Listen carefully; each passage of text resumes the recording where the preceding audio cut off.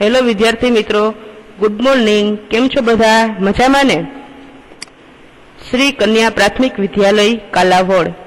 हूँ तमने आजे विषय गुजराती धोरण 8 तेनो एकम नंबर 4 छे तेनो अभ्यास छे करावानी छुं। विद्यार्थी मित्रों, तमे आगळना 3 पाठ छे एना विषे भणी गया छो, जेमां प्रथम एकम हतो चित्रपाठ, पछी बीजो एकम हतो एक ज दे चिंगारी जे सुंदर प्रार्थना काव्य हतुं, अने त्रीजो एकम हतो झूमो भीस्ती जे तमारा दिलमां स्थान पामी जाय एवो एक सुंदर बोध कथा हती। आ तो मने जरा एम थयुं के चालो आपणे शीखी गयेला एकमो फरी याद करी लईए। हवे कया कया एकमो भण्या ए तो तमने बराबर याद आवी ज गयुं ने? हाँ तो मित्रों, हूँ तमने बधाने एक प्रश्न पूछीश। हे शुं कह्युं? पूछो ने। तो हूँ तमने प्रश्न पूछूं छूं के मित्रों, तमने बधाने आपणे कोई वार आपणा मित्रने घणा समय पछी मळीए तो आपणे तेने शुं कहीए के हूँ तने ओळखुं छुं एम कहीए, अथवा तो कोई वडीलने घणा समय पछी मळीए तो आपणे एम कहीए के हूँ तमने ओळखुं छुं। मित्रों, घणीवार आपणे दूરના सगा के मित्रों ने भूली जाइए, पण एवं कोण छे के जेने आपणे क्यारे भूली न शकीए, अथवा तो आपणे क्यारे एमनाथी दूर जईए तो पण याद आव्या ज करे? जरा मने कहो तो। हाँ, एक तो आपणी अत्यंत प्रिय होय ए, अने बीजું कोण? आपणा माता पिता हे ने, जेने आपणे क्यारे भूली न शकीए। मानो प्रेम जोईने आपणे एम कहेवानुं मन थाय ज के तने ओळखुं छुं मां। एमां पण मां विશે तो कहीए एटલું ઓછું છે, કેમ કે માનો તો ખોડો એક પ્રેમની યુનિવર્સિટી છે। કોઈએ કહ્યું છે, ગોળ વિના સૂનો કંસાર એમ માં વિના સૂનો સંસાર, તથા માતૃઋણ અને પિતૃઋણ એ આપણું ખૂબ મોટું દેવું છે। એટલે તો કોઈએ કહ્યું છે, મારે એ માં પણ માર ન ખાવા દે એનું નામ માં। મિત્રો, આજે આપણે એવું જ એકમ ભણવાના છીએ જેનું નામ છે તને ઓળખું છું માં। ચાલો તો આપણે હવે જે એકમનો અભ્યાસ કરવાના છીએ તે વિનું થોડું આયોજન સમજી લઈએ। તો સૌપ્રથમ આપણે જોઈશું પૂર્વ ભૂમિકા, એના પછી જોઈશું કવિ પરિચય, ત્યાર પછી જોઈશું કાવ્યની સમજૂતી, અને મિત્રો આપણે કાવ્યનું શ્રવણ અને કાવ્યનું ગાન બે કરવાના છીએ। તો એના પછી જોઈશું કાવ્યનું શ્રવણ, પછી જોઈશું શબ્દ સમજૂતી, એના પછી આવશે અભ્યાસ, સ્વાધ્યાય, પ્રવૃત્તિ। તો વિદ્યાર્થી મિત્રો, આપણે આપણા એકમને આગળ લઈ જઈએ। મિત્રો, હું તને ઓળખું છું માં એક ઉર્મી કાવ્ય છે। તો હવે આપણે આ કાવ્યની સમજૂતી છે એ મેળવતા પહેલા આપણે કાવ્યનો પરિચય મેળવીએ। તો કાવ્યના પરિચયમાં સૌપ્રથમ કાવ્ય લખેલું છે કવિ મનોહર ત્રિવેદી। તો એના વિશે થોડી સમજૂતી મેળવીએ। કવિ મનોહર ત્રિવેદી। હવે આપણે જોઈશું કવિનો પરિચય। કવિ મનોહર રતિલાલ ત્રિવેદીનો જન્મ 4/4/1944 રોજ ભાવનગર જિલ્લાના સુરનિવાસ ગામમાં થયો હતો। તેમને ઢસા જંકશનની હાઈસ્કૂલમાં શિક્ષક તરીકેની સેવા છે ફરજ બજાવેલી છે। તેની સાથે સાથે તેમણે મોસુંજણું, છુટ્ટી મૂકી વીજ અને મતવા જેવા કાવ્ય સંગ્રહો આપેલા છે। કવિ મનોહરલાલ રતિલાલ ત્રિવેદી ગજવામાં ગામ અને નાતો જેવા વાર્તા સંગ્રહો આપ્યા છે। તેમણે નથી નામે એક નવલકથા પણ આપેલી છે। મનોહર રતિલાલ ત્રિવેદીએ બાળ સાહિત્યમાં પણ તેમનું નોંધપાત્ર પ્રદાન છે। તેમની સાથે સાથે આ સર્જકના કેટલાક પુસ્તકો પુરસ્કૃત પણ થયા છે। તો વિદ્યાર્થી મિત્રો, તમે લોકોએ કવિનો પરિચય મેળવ્યો, જેમાં તમે તેમનો જન્મ, કવિનું નામ, તેમનું વતન, તેમને કઈ સેવા આપેલી છે, તેમના કાવ્ય સંગ્રહો, તેમના વાર્તા સંગ્રહો, તેમની નવલકથા, બાળ સાહિત્યમાં તેમનું સર્જન અને તેમને મળેલા પુરસ્કૃતો વિશે તમે અભ્યાસ કર્યો। તો હવે આપણે આપણા એકમને આગળ લઈ જઈએ। હવે આપણે સમજીએ કાવ્યનો પરિચય। તને ઓળખું છું માં એક ઉર્મી ગીત છે। કવિએ અહીં આગવી શૈલીમાં માતૃ મહિમા ગાયો છે। ગીતનો નાયક અહીં વિનમ્ર ભાવે માતૃ ઋણનો સ્વીકાર કરે છે. જીવનમાં મુશ્કેલીઓ આવે, પીડા સહન કરવાની આવે, કોઈ સ્વજન ધિકારે, ઉપેક્ષા કરે, એવા સંજોગોમાં માતાની મમતા જ સંતાનને પોતાના પગ પર ઊભા રહેવાનું બળ પૂરું પાડે છે. માતાના દુઃખના ઓવારણામાં આવું અમૃત ભર્યું છે. ટાચકા ફૂટે ને પીડા પલભરમાં છું થઈ જાય. ગીતના અંતમાં નાયક બોલી ઉઠે છે, સ્મરણ સ્મરણ તીરથ તારી એમ કરું પરકમમાં. માતાના સ્મરણ દ્વારા તેમની પાવન પરિક્રમા કરાવતું આ ગીત વારંવાર માણવાનું ગમે એવું છે. વિદ્યાર્થી મિત્રો, વિડીયો જોવાનું ચાલુ રાખજો. આપણે છે એ કાવ્ય છે એને ગાન પણ કરવાના છીએ, તમને મજા આવશે જ. કાવ્યની સમજૂતી તરફ આગળ વધીએ. કાવ્યમાં માતૃઋણની સહજતા સહજ ભાવો સાથે વ્યક્ત કરે છે. માતાના દુઃખના ઓવરણામાં આવું અમૃત ભર્યું છે અને માતાને યાદ આવ્યા જ કરે છે કે હું તને યાદ કરું છું અને તારી પરિક્રમા કરું છું, એવું અહીંયા ગીતનો નાયક વારંવાર માતાને છે એ સંબોધીને કહે છે. હા તો મિત્રો, આ સુંદર કાવ્યની સમજૂતી મેળવવાની મજા આવીને. આ એક કાવ્ય તો છે જ, પણ તેની સાથે સાથે એક ઉર્મી ગીત પણ છે. આ કાવ્યમાં કવિ મા વિશે કેટલી સુંદર વાતો કરી છે. માનો પ્રેમ તો દેવોને પણ દુર્લભ છે. એમાં પણ માની મમતા માટે કવિ કહે છે. આપણે છે એ આગળ જોઈએ એમાં આવશે કે કવિ છે એ કાવ્યમાં શું કહે છે. તો વિદ્યાર્થી મિત્રો, આપણે કાવ્ય તરફ આગળ વધીએ, કાવ્યની સમજૂતી મેળવીએ, શરૂઆત કરીએ. તને ઓળખું છું માં, સરે અચાનક હોઠેથી બસ એક વેણ તે ખમ્મા. ખમ્મા કહેતા પાપણ પરથી નહીં ખરેલા આંસુ. ઘરને ખૂણે એકલ વાયુ વરસે છે ચોમાસુ. મળે લહેરખી હોવું ભલે હું લૂ ઝરતા માર્ગમાં. તો આપણે છે એ કાવ્યની સમજૂતી છે, અનુવાદ છે એ કરીએ, તેની સમજૂતી મેળવીએ. જેમાં કવિ કહે છે કે હે માં, હું તને ઓળખું છું. અચાનક તારા હોઠેથી જે એક શબ્દ નીકળે છે તે કયો છે કે ખમ્મા. વિદ્યાર્થી મિત્રો, તમને ખબર હશે, જ્યારે તમને કોઈ છે એ વ્યક્તિ તમારાથી મોટું તમને ખીજાય અથવા તો તમે ક્યાંક અચાનક પડી જાઓ, તમને કંઈ થાય, તો તમારા માતાના મોંમાંથી એક શબ્દ સરી પડે છે કે બેટા ખમ્મા. જ્યારે તમને છીંક આવે યા ઉધરસ આવે તો તમે આ શબ્દ વારંવાર સાંભળો છો, ખમ્મા. એટલે કવિનો નાયક અહીં કહે છે કે અચાનક માતા તારા હોઠેથી જે એક શબ્દ નીકળે છે તે કયો છે કે ખમ્મા. એના પછી કવિ કહે છે કે તું ખમ્મા કે છે ત્યારે તારી પાપણ પરથી નહીં ખરેલા આંસુ. ઘરના ખૂણે તું એકલવાઈ હોય ત્યારે તારી મમતા ચોમાસાની જેમ વરસે છે. મારા જીવનમાં ભલે અનેક સંકટો રૂપી લૂ ઝરતી હોય, વેદના સહેવી પડતી હોય, ત્યારે તારી મમતાના વરસાદની લહેરકી મને મળી જ જાય છે.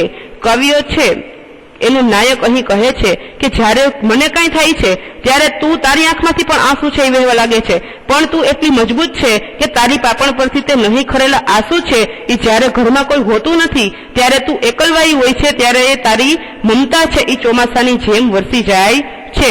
કવિનો નાયક કહે છે કે મારા જીવનમાં જ્યારે જ્યારે સંકટો આવે છે, લૂ ઝરતી હોય, લૂ ઝરવું છે એનો મતલબ અહીં કાવ્યમાં એમ થાય છે કે જ્યારે તારે કઈ વેદના સહન કરતી હોય, સહન કરવી પડતી હોય, ત્યારે તારી મમતાના વરસાદની લહેરથી જો મને મળી જાય તો નથી મને કોઈ વેદના થતી કે નથી તો મને એવું લાગતું કે મારા જીવનમાં કોઈ સંકટ રૂપી કઈ મોટી સમસ્યા કે સંકટ આવ્યું છે. એના પછીની સમજૂતી મેળવીએ. ઘરથી જાવું દૂર છતાં તું હોય આંખની સામે. કોણ અભાગી હોય છે માને આમ સદાના પામે. સ્મરણ સ્મરણ તે તીરથ તારી એમ કરું પરકમમાં. તને ઓળખું છું માં. અહીંયા કવિ છે એ કહે છે કે હું ઘરથી ગમે તેટલો દૂર હોઉં છતાં પણ મને છે તારી યાદ છે, તું છે મને મારી આંખની સામે જ હોય તેવું દેખાય છે. કાવ્યનો કવિ આગળ એમ પણ કહે છે કે એવો કોણ અભાગી હશે કે જેને મને આ રીતે સદાય પામતો નહીં હોય, જેને માં છે એ આંખ સામે નહીં હોય, કોણ એવો અભાગી હશે. અહીંયા છે એ કવિનો નાયક છે એ અભાગી એવું નામ આપી અને છે એ કાવ્યને સંબોધન કરે છે. મારે મન તો તારું દરેક સ્મરણ એટલે યાદ કરવું. સ્મરણ તીર્થ રૂપી છે એટલે કે સ્મરણો રૂપી તીર્થની આ રીતે પરિક્રમા કરું છું માં, તને હું ઓળખું છું. આપણે આગળ જોઈએ. તરણા પેઠે ચાવે કે હડસેલે કોઈ ફેકે, પગ પર ઊભો થાવું ફરી તારી મમતાના ટેકે. દશે ટેરવા અડેને પીડા છું થાતી પડભરમાં તને ઓળખું છું માં. અહીંયા કાવ્યનો કવિ કહે છે કે કોઈ મને તરણાની જેમ ચાવે કે હડસે લે. તરણું એટલે કોઈ પણ વનસ્પતિ કે જેને છે ઈ ઢોર છે, પશુ છે, પ્રાણી છે, ઈ ચાવતા હોય અને પછી આપણે છે એને જે વધેલો જે ખોરાક છે એને ફેંકી દેતા હોય. તો એ કવિ કહે છે કે મને કોઈ તરણાની જેમ ચાવે કે મને હડસે લે, મારી ઉપેક્ષા કરે કે મને ધિક્કારે, પણ તારી મમતા એટલી છે, એટલી બળરૂપી છે કે તેના ટેકે મને ફરીથી પણ હું પગ ઉપર ઉભા થઈ રહેવાનું મને બળ મળે છે. તારી દસેય આંગળીઓના ટેરવાનો મને સ્પર્શ થાય ત્યારે મારી વેદના પડવાળમાં અદ્રશ્ય થઈ જાય છે. કે મને કંઈ થયું હોય, મને કોઈ ધિક્કાર્યો હોય, મને કોઈએ માર્યું હોય, પણ જ્યારે તારા દસે દસ આંગળા મારા માથા પર પડે છે ત્યારે મને મારી વેદના શું છે, મને શેનું દુઃખ છે તે પડવારમાં થોડાક જ સમયમાં અદ્રશ્ય એટલે કે ભૂલાઈ જાય છે. આગળ જોઈએ વિદ્યાર્થી મિત્રો કે માની સતત યાદ આવતી રહે છે આપણને કોઈ પણ સમયે કોઈ પણ સંજોગોમાં. આમ માં તો અત્યંત પ્રેમાળ છે. તો ચાલો વિદ્યાર્થી મિત્રો હવે આગળ વધીએ.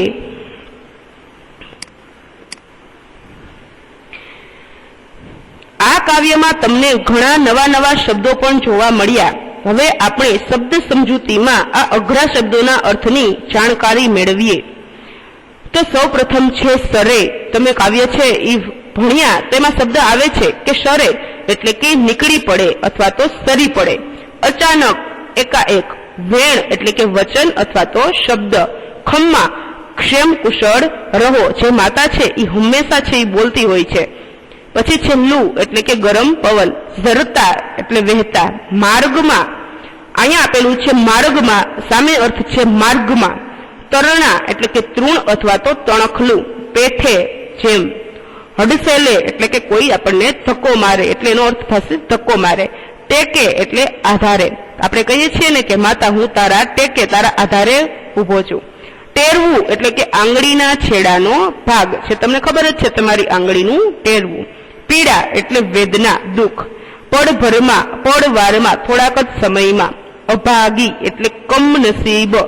સ્મરણ, યાદ અથવા તો સ્મૃતિ. તીરથ એટલે તીર્થ. પરકમ્મા, પરિક્રમા. હવે આપણે છે એ શબ્દ સમજૂતીનો અભ્યાસ કર્યો. વિદ્યાર્થી મિત્રો ઝટપટ તમારી બુક લઈ અને બધા જ શબ્દ છે એ 2 વાર નોંધી લેવા જેથી તમને યાદ રહે. હવે આપણે અભ્યાસ કરીએ અને સ્વાધ્યાયના પ્રશ્નો તરફ નજર નાખીએ, જેમાં નીચેના પ્રશ્નોના ઉત્તર વિકલ્પોમાંથી શોધીને લખો. વિદ્યાર્થી મિત્રો આ તો તમને બહુ જ ગમે છે. નીચે 4 ઓપ્શન આપેલા હોય છે અને જવાબ તમે ફટાફટ શોધી લ્યો છો. તો ફટાફટ તમે તમારી બુકની અંદર પ્રશ્ન છે એ લખી લેજો. પ્રશ્ન નંબર 1, બાળકના ક્ષેમ કુશળ માટે માતાના મુખેથી શબ્દ કયો શબ્દ છે કે જે વારંવાર સડી પડે છે? તો એમાં પહેલું છે ખમ્મા, બીજું છે ઓવારણા, ત્રીજું છે અભાગી અને ચોથું છે સાચવજે. તમને ખબર જ છે કયો આવશે? ખમ્મા. પ્રશ્ન નંબર 2, બાળકનું દુઃખ લઈ લેવાના ભાવથી માતા શું કરે છે? માથે હાથ ફેરવે છે, ઓવારણા લે છે. ઓવારણા લેવા એટલે માથે છે એ દુખણા લેવા એટલે ઓવારણા લે છે. હાથ પકડી બેઠો કરે છે અને સતત તેની સાથે રહે છે તો એમાં આવશે દુખણા લેવા, ઓવારણા લેવા. એના પછી વિદ્યાર્થી મિત્રો નીચેના પ્રશ્નોના 1-2 વાક્યમાં ઉત્તર આપો. આપણે કાવ્યની સમજૂતી જોઈ છે તો એ તો તમને ફટાફટ આવડી જશે. પહેલું છે કે કવિને માતાની લહેરખી ક્યારે અનુભવાય છે? એવું શું થાય છે ત્યારે તેને એવું લાગે છે કે મારી માતા મારી સાથે છે? એ તમારે તમારી પાકી બુકમાં નોટ ડાઉન કરવાના છે જવાબો. પ્રશ્ન નંબર 2, માની મમતાને ન પામી શકનારને માટે કવિ કયો શબ્દ વાપરે છે? મેં તમને સમજૂતી અને સંબોધન એવું કહીને સમજાવ્યો છે તો તમને ફટાફટ યાદ આવી જવું જોઈએ કે માની મમતાને ન પામી શકનારને માટે કવિ કયો શબ્દ વાપરે છે. ત્રીજું છે કવિ માતાની પરાક્રમા કેવી રીતે કરે છે? શું બોલીને? એ તમારે તમારી પાકી બુકમાં લખવાનું જ છે. એકલવાયુ વર્ષે છે ચોમાસું એવું કવિ કયા સંદર્ભે કહેવા માંગે છે અથવા તો કહે છે? કે શું કામ એવું કહે છે કે એકલવાયુ વર્ષે છે ચોમાસું? એના પછી જોઈએ સ્વાધ્યાય. ચલો આની ઉપર એક નજર નાખી લઈએ કે સ્વાધ્યાય છે એમાં શું છે. પ્રશ્ન નંબર 1, કવિ માતાની મમતા કયા કયા પ્રસંગે અનુભવે છે? ક્યારે ક્યારે શું એવું થાય છે કે જ્યારે કવિ છે પોતાની માતાની મમતા છે એને યાદ કરી અને અનુભવે છે? પ્રશ્ન નંબર 2 બીજું છે કે તમને તમારી માતા ગમે છે એના કારણો કે પ્રસંગો જણાવો. તમને તમારી માતા ગમે છે એના કારણો અને એના પ્રસંગો તમારે તમારી પાકી બુકમાં લખવાના છે. સુંદર અક્ષરે લખજો.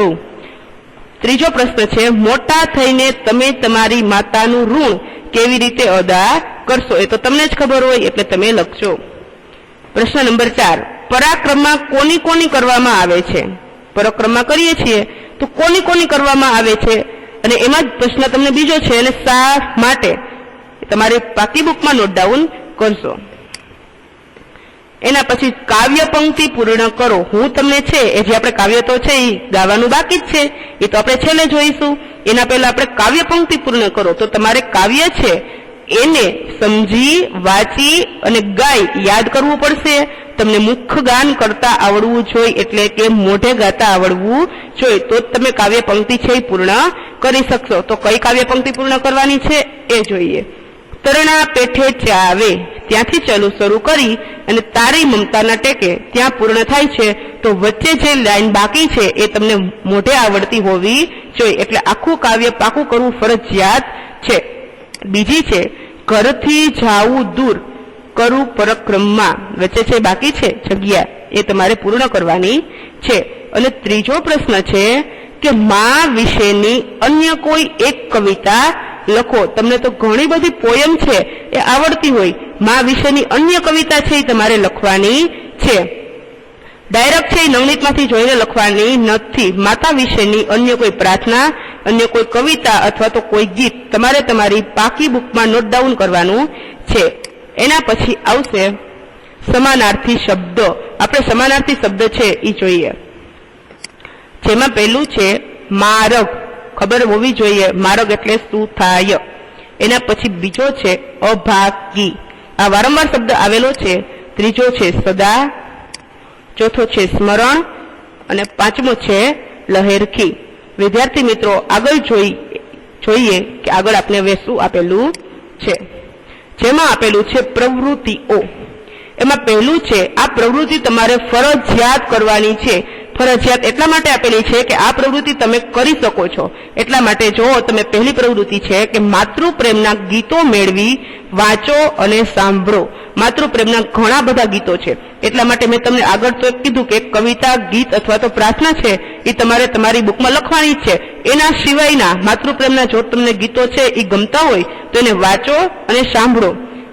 બીજી પ્રવૃત્તિ છે કે માં વિશેની કહેવત લખો. આપણે આખું કાવ્ય ચાલ્યું તેમાં મેં તમને બે તો છે એ કરાવી દીધી છે કે ગોળ વિના સૂનો કંસાર અને માતા વિના સૂનો સંસાર. એવી રીતે તમારે કહેવતો છે એ 5 કે 10 લખવાની છે. ત્રીજી પ્રવૃત્તિ છે કે તમારી માતા પ્રત્યેની લાગણી તમારા શબ્દોમાં લખી માતાને વાંચી અને સંભળાવો. તમારે તમારી માતા પ્રત્યેની કેવી લાગણી છે એ તમારે તમારા જ શબ્દોમાં લખવાની છે, ક્યાંયથી જોઈને લખવાનું નથી. તમારી રીતે કે તમને તમારી માતા કયા કયા કારણોથી ગમે છે અને એ લખી અને તમારે તમારી માતાને જ વાંચીને સંભળાવવાની છે. આપણે એના પછી છે એ હવે કાવ્ય છે એની સમજૂતી તો મેળવી લીધી. કાવ્યનો પરિચયથી ચાલુ કર્યું હતું તો કાવ્યનો પરિચય મેળવ્યો, કાવ્યોની સમજૂતી મેળવી, પછી આપણે સ્વાધ્યાય કર્યું, અભ્યાસ, સમાનાર્થી શબ્દ જોયા, કાવ્ય પંક્તિ જોઈ, પ્રવૃત્તિ જોઈ. હવે છે એ આપણે કાવ્ય છે એનું ગાન કરશું. તો જોઈએ કાવ્ય ગાન.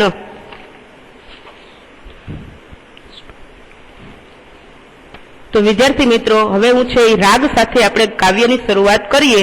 તમારે પણ મારી સાથે કાવ્ય છે એ ગાવાનું જ છે. તને ઓળખું છું માં, તને ઓળખું છું માં, સરે અચાનક હોઠેથી બસ એક વેણ તે ખમ્મા ખમ્મા કહેતા પાપણ પરથી નહીં ખરેલા આંસુ. ઘરની ખૂણે એકલવાયું વરસે છે ચોમાસું. મળે લહેરખી હોઉં ભલે હું લૂઝરતા માર્ગમાં તને ઓળખું છું માં, તને ઓળખું છું માં. ઘરથી જાઉં દૂર છતાં તું હોય આંખની સામે. કોણ અભાગી હોય છે માને આમ સદાના પામે. સ્મરણ સ્મરણ તે તીરથ તારી એમ કરું પરકમમાં. તને ઓળખું છું માં, તને ઓળખું છું માં. તરણા પેઠે ચાવે કે હડસે લે કોઈ ફેકે. પગ પર ઊભો થાવું ફરી તારી મમતાના ટેકે. દસે ટેરવા અડે ને પીડા છું થાતી પળભરમાં. તને ઓળખું છું માં, તને ઓળખું છું માં. તો વિદ્યાર્થી મિત્રો, અહીંયા તમારું કાવ્ય છે એ પૂર્ણ થાય છે. ત્યાં સુધી તમે છે એ સ્ટે હોમ, સ્ટે સેફ, ઘરે રહો, સુરક્ષિત રહો. Thank you.